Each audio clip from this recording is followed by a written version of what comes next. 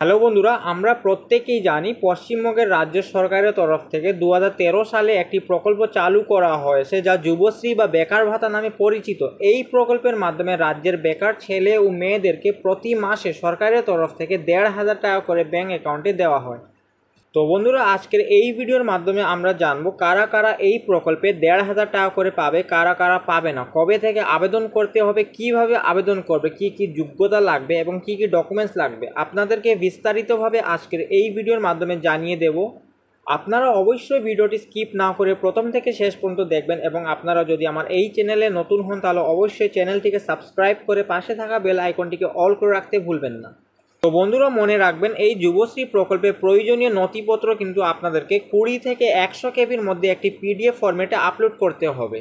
তো এইবার জানা যাক এই যুবশ্রী প্রকল্পে আবেদন করার জন্য কি কি ডকুমেন্টসের প্রয়োজন হবে এবং কারা এই প্রকল্পে আবেদন করার যোগ্য। তো বন্ধুরা, এই যুবশ্রী প্রকল্পে আবেদন করার জন্য আবেদনকারীর অ্যাড্রেস প্রুফ হিসাবে Aadhaar card, voter card, ration card, passport এর মধ্যে যে কোনো একটা প্রয়োজন হবে এস এ অ্যাড্রেস প্রুফ। তারপর আবেদনকারীর নাম ও জন্মের তারিখের প্রমাণপত্র হিসাবে মাধ্যমিক পাস সার্টিফিকেট, অ্যাডমিট কার্ড বা বার্থ সার্টিফিকেটের প্রয়োজন হবে as a name and date of birth proof. তারপর বন্ধুরা, আবেদনকারীর শিক্ষাগত যোগ্যতার প্রমাণপত্র হিসাবে মার্কশিট বা পাস সার্টিফিকেটের প্রয়োজন হবে এস এ কোয়ালিফিকেশন প্রুফ। এবং বন্ধুরা, আবেদনকারী জাতিগত শংসাপত্র হিসাবে SC ST OBC সার্টিফিকেট যদি থাকে তাহলে দিতে পারেন, অন্যথা প্রয়োজন নেই।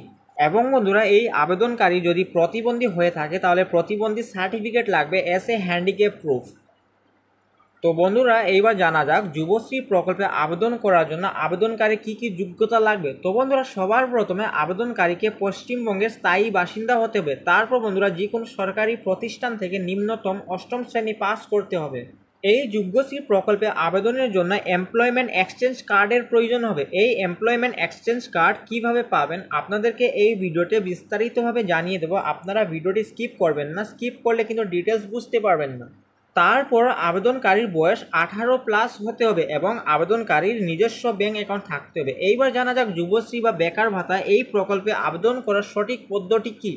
তো বন্ধুরা, যুবশ্রী প্রকল্পে আবেদন করার জন্য ফোন বা ডেস্কটপে গুগল কিংবা ক্রোম ব্রাউজার ওপেন করে সার্চ বক্সে এমপ্লয়মেন্ট ব্যাঙ্ক wb.gov.in লিখে সার্চ করে নেবেন, অথবা ডিসক্রিপশনে দেওয়া লিঙ্কে ক্লিক করে সরাসরি এই ওয়েবসাইটে চলে আসবেন। তারপর সবার উপরের ওয়েবসাইট ক্লিক করে যুবশ্রী পোর্টালটিকে ওপেন করে নেবেন। ওপেন হয়ে যাওয়ার পর একটি অপশান দেখতে পাবেন, নিউ এনরোলমেন্ট জব সিকার্স। এই অপশানে ক্লিক করে নেবেন। ক্লিক করার পর একটু নিচে স্ক্রল ডাউন করে টার্মস অ্যান্ড কন্ডিশনের নিচে দেওয়া বক্সে ক্লিক করে অ্যাকসেপ্ট অ্যান্ড কন্টিনিউ অপশানে ক্লিক করে নেবেন।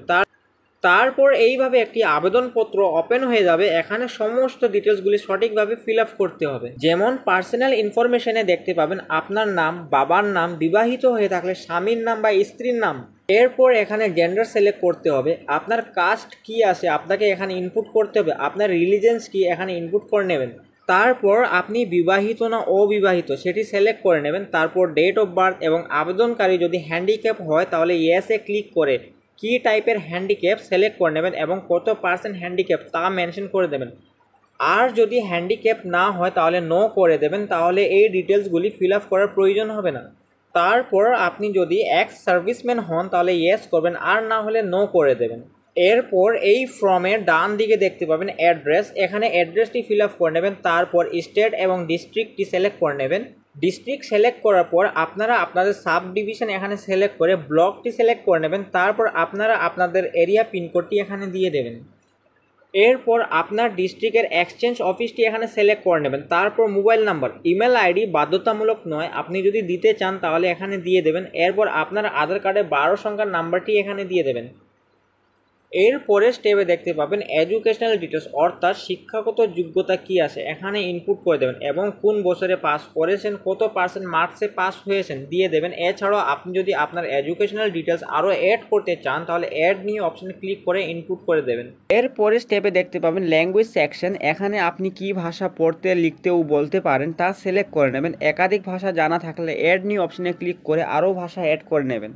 এরপরে স্টেপ আরেকটি অপশন দেখতে পাবেন ফিজিক্যালি মেজারমেন্ট, এখানে আপনারা আপনাদের উচ্চতা, ওজন এবং চেস্টের সাইজটি এখানে প্রকাশ করে দেবেন এবং আপনারা আপনাদের একটি ফটো জেপিজি ফরম্যাটে 500 কেবির মধ্যে আপলোড করে দেবেন। এরপরে দেখতে পাবেন সিভি, অর্থাৎ এখানে আপনারা আপনাদের বায়োডাটাটি আপলোড করে নেবেন। তারপর বন্ধুরা দেখতে পাবেন এক্সপিরিয়েন্স ডিটেলস, অর্থাৎ আপনার কোনো কাজের অভিজ্ঞতা আছে কিনা, যদি থাকে তাহলে কোথায় আপনি কাজ করতেন, কত টাকা স্যালারি পেতেন, কত বছরের এক্সপিরিয়েন্স তা মেনশন করে দেবেন। আর যদি এক্সপিরিয়েন্স না থাকে তাহলে এইসব ফিল আপ করার কোনো প্রয়োজন নেই। এরপরে আরেকটি অপশন দেখতে পাবেন অ্যাডিশনাল ইনফরমেশন। এখানে আপনারা আপনাদের রেসিডেন্স প্রুফ হিসাবে কোন ডকুমেন্টস দিতে চান তা সিলেক্ট করে ডকুমেন্টসের নাম্বারটি এখানে দিয়ে দেবেন। এরপরে দেখতে পাবেন উইলিং টু রিলোকেট, মানে আপনি অন্য কোনো জায়গায় শিফট করতে চান কি না। যদি অন্য কোনো জায়গায় যেতে চান তাহলে ইয়েস সিলেক্ট করে, স্টেটের বাইরে যেতে চান না আউট অফ কান্ট্রি তা সিলেক্ট করে নেবেন এবং আপনারা যদি আপনাদের রেসিডেন্সিয়াল অ্যাড্রেসেই থাকেন পার্মানেন্ট তাহলে নো সিলেক্ট করে নেবেন। এরপরে অ্যাডিশনাল ইনফরমেশনে আপনারা আপনাদের সমস্ত ইনফরমেশনগুলি ফিল আপ করে নিতে পারেন। যেমন আপনারা এই ফর্মটি ফিল আপ করছেন, ফিল আপ করার কারণ কি আপনারা আপনাদের মতো সাজিয়ে লিখে নেবেন, না লিখলে কোনো সমস্যা নেই। আপনারা জাস্ট নিচে দেওয়া ক্যাপচারটি হুবহু দিয়ে সাবমিট করে নেবেন। সাবমিট করে নেওয়ার পর নেক্সট পেজটি ওপেন হয়ে যাবে। আমি যেহেতু র্যান্ডমলি টাইপ করেছি জাস্ট আপনাদেরকে দেখানোর জন্য, আপনারা কিন্তু আপনাদের ইনফরমেশনগুলি নির্ভুলভাবে ফিল আপ করে নেবেন। তারপর এখানে আপনাদেরকে কিছু ডকুমেন্টস আপলোড করতে হবে, যেমন নাম এবং জন্মের তারিখের প্রমাণপত্র হিসাবে মাধ্যমিকের অ্যাডমিট কার্ড বা বার্থ সার্টিফিকেট, রেসিডেন্স প্রুফ হিসাবে আধার কার্ড আপলোড করে নেবেন। পর আপনারা আপনাদের এডুকেশনাল সার্টিফিকেটগুলি আপলোড করে নেবেন। আপনারা জাস্ট চুজ ফাইল অপশনে ক্লিক করে আপনাদের এই ডকুমেন্টসগুলি সিলেক্ট করে আপলোড করে নেবেন। ডকুমেন্টসগুলি কিন্তু পিডিএফ ফরম্যাট এবং 100 কেবির মধ্যে আপলোড করতে হবে, অন্যথা আপলোড হবে না।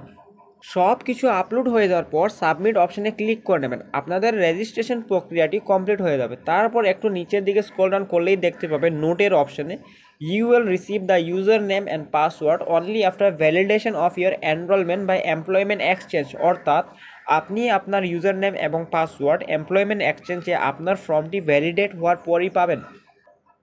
এইবার আপনার কাজ কি, আপনার তো রেজিস্ট্রেশন প্রক্রিয়া কমপ্লিট হয়ে গেছে। প্রথমে এই পেজটির একটি প্রিন্ট আউট নিয়ে নিতে হবে। প্রিন্ট পেজ অপশনে ক্লিক করে প্রিন্ট আউট হয়ে যাওয়ার পর আপনারা যে সমস্ত ডকুমেন্টসগুলি এখানে আপলোড করেছেন এই সমস্ত ডকুমেন্টসের অরিজিনাল কপি এবং জেরক্স কপি নিয়ে আপনাদেরকে যেতে হবে এক্সচেঞ্জ অফিসে, অর্থাৎ এই ফর্ম ফিল আপে যে এক্সচেঞ্জ অফিসটি সিলেক্ট করা হয়েছে সেখানে গিয়ে আপনারা আপনাদের সমস্ত ডকুমেন্টসগুলি দেখাবেন।